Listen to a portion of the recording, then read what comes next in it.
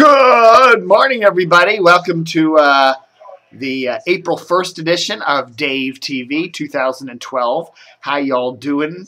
Lots of big news today here on the April 1st edition of Dave TV. Really crazy stuff coming over the wire. Justin. We're hearing that CBS is going to abandon its all-news format on 99.1. Apparently, we're hearing that the ratings haven't been good, and they said it's just crazy going up against WTOP. So apparently, CBS is going to drop the all-news format on WNEW. They're going to keep the WNEW calls on 99.1, however, and they're going to turn it into a fully staffed oldie station. Okay. And so we're hearing they're going to have a full staff there doing the oldies. Going to be kind of like CBS-FM up in New York or WOGL 98.1 in Philadelphia. They're going to put a heritage oldies station here. And they've got some really cool people lined up. They're going to get Johnny Dark and Bob Duckman and maybe even have Don Geronimo voice track an oldies show for Saturday nights on the new 99.1 WNEW, Washington's oldies station. So that's the big news we're hearing there from CBS Radio. So goodbye to WNEW and hello to WNEW, the new oldies station for Washington, 99.1. Happy April Fools, everybody. I don't know. Having April Fools on a Sunday, which is not a big news day, just seemed kind of stupid. But I just thought I'd shock you with that one. If you believed it, fine. No, the real truth is that CBS is planning to keep the news on 99.1 at least for the foreseeable future. It would be humiliating to yank it right now because it's only been on the air for a couple of months. And the ratings traction hasn't been there, but what the heck? Okay, I was planning on some other. It was funny. The April Fool's stuff. One year we did.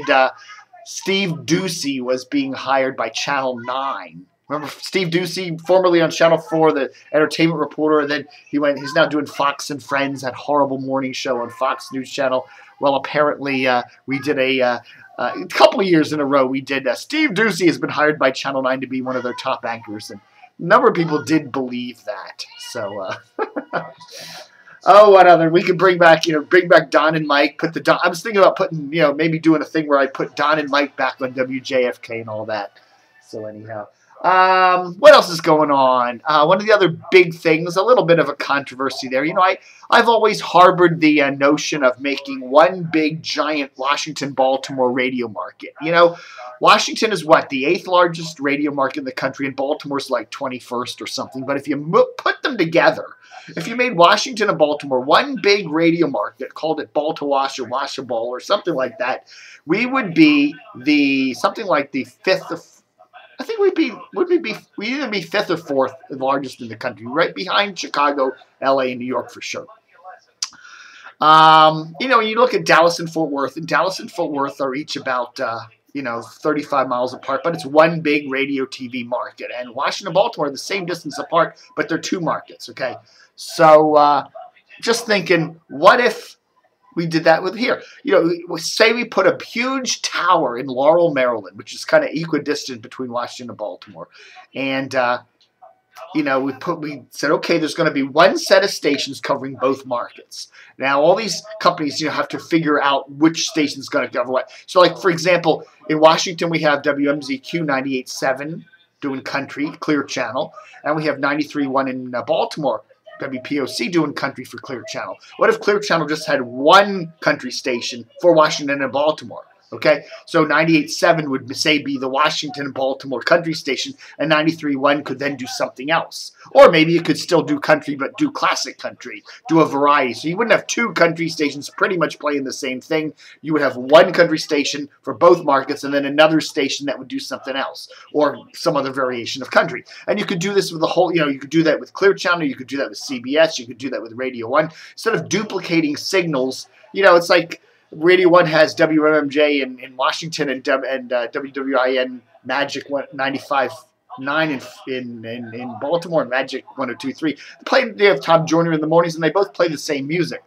Now, people are getting on my case saying, "Hey, Dave, wouldn't that be terrible? That would mean they'd have to fire a lot of people if they took 2 country stations, one in Baltimore, one in Washington, and merged them into one. That means the staff of one of those stations would have to go." And yeah, that's true. Consolidation like that. But the other thing is, you'd also have a second station there now to put another signal on.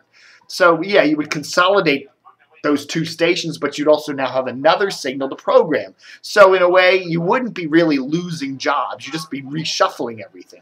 Now, this is a joke, okay? People are writing me, well, you can't move all the signals to Laurel because of adjacent. If you move 98.7 to Laurel, you'd have adjacent channel signals with Pennsylvania and whatever. I know that. It'll never happen, okay? It won't happen. There's a lot of reasons why they can't put a giant tower in Laurel and move all the stations to it. I know that. This is a joke. But it's just a nice running joke that I've had for a long time. What if? One of the things was, what if we could take Baltimore and move it further away from Washington? So, we could then put more signals in the Washington and Baltimore markets because they wouldn't be clashing with each other. Yeah, that would be great too, right? But yeah, I realize it. You can't move Baltimore more further away from Washington. It just isn't a practical option. But it's just interesting to see how many people get all riled up when I make some of these comments. One guy sent me a slam, and he said something like, Dave, why do you make these why do you even suggest stuff like this? It's gonna give these radio suits ideas. And then he gets in his slam, he actually gives me a backhanded comment saying, your website is it's read by everybody in the radio community in this area. They read you, and even though you're joking, they're going to take you seriously. Well, thanks a lot. I didn't know I was that important. So anyhow, I don't think there's going to be a washable or a ball to wash. But, as I've said before, there is some consolidation going along.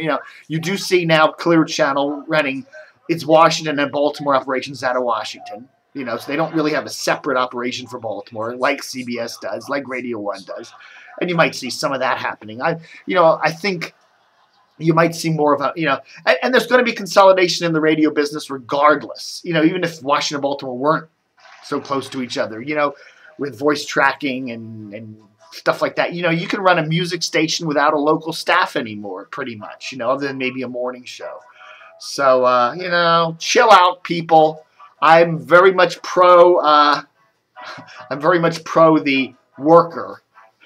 Workers of the world unite. Okay, folks, what else is going on this April Fool's Day weekend? Paul Farhi yesterday pens a little piece in the Washington Post. Sometimes you got to wonder where this guy gets some of his story ideas. He writes this thing about the Bruce Springsteen having a little monitor there at his feet at the concerts, and sometimes the lyrics to some of the songs or the song lineups come up on the concert, and the name of the city comes up on the concert on the teleprompter. And then I read through some of the comments on the article yesterday, and someone said, Springsteen's been doing this since the early '90s, and a lot of musicians do this. Just traveling, and they forget where they are, and they want to. There's a lot to remember, and it's just nice to have a little reminder down there. Is that such a big deal? You wonder what's the big deal with Farhi's story, and if Springsteen's been doing this for 20 years, or 15 years, or whatever. What's the deal with running a big story about it? I don't know. Sometimes you got to wonder how the Washington Post comes up with some of its stories. They cover some stuff that's really silly, and there's a lot of stuff they just ignore, especially in the local media world. So what the hell? What the hell? Some other big news. More people leaving WRC sports department there for ESPN. That's correct. Hakeem Dermish is a WRC sports reporter. He's going to ESPN. He's following Lindsay Zarniak and a bunch of other people that have left the NBC station. You wonder, NBC and Comcast recently merged, and, Comcast already has a fully staffed Comcast Sportsnet right there in Bethesda. Do they really need a huge, do you really, if you have more consolidation stuff, right? If you have one company Comcast Sportsnet right down the street, and then Channel 4 Sports Department. It makes sense to merge the two, and if that happens, you're going to see people from Channel 4 probably going elsewhere like you're seeing now. So, interesting to see what's going on there. Tip of the old camo cap, although I don't have it on today, for Olivia Fox, one of the greats in the Washington radio market. She's worked at WMMJ and WKYS. She's going to be having a kidney transplant on April 6th. We've reported here that Olivia suffered from genetic kidney disease for a number of years. She's been on dialysis for the last few, and that's got to be a real bitch. To go to some facility for 3 hours, 3 times a week, and have them change your blood around. It just gives me the creeps thinking about it. But hopefully things will be getting better for her. She found a donor, a friend, and so on April 6th up there in the University of Maryland Hospital in Baltimore, she'll be having a kidney transplant. So hopefully she'll be getting her life back to normal and hopefully getting back on the radio somewhere. Also, Paul Duckworth, you remember him? He used to be the program director at WMAL. Well, he went down in 2010. He left MAL and went down to Dallas and worked for a station down there for a while, and then left there. Some health problems, just wanted to chill out. So he moved to Florida, kind of laid on the beach for a while. And we hear now that he's back to Seattle, where he used to be before he was at WMAL. He's going to be programming a talker called KOMO, K-O-M-O. So good luck to a really good guy. I like Paul. He's a nice guy. And Matt King, WUSA executive news producer, is going to be heading to Gannett's sister station in Atlanta, WXIA. Well, he will be the assistant news director. So congrats to him.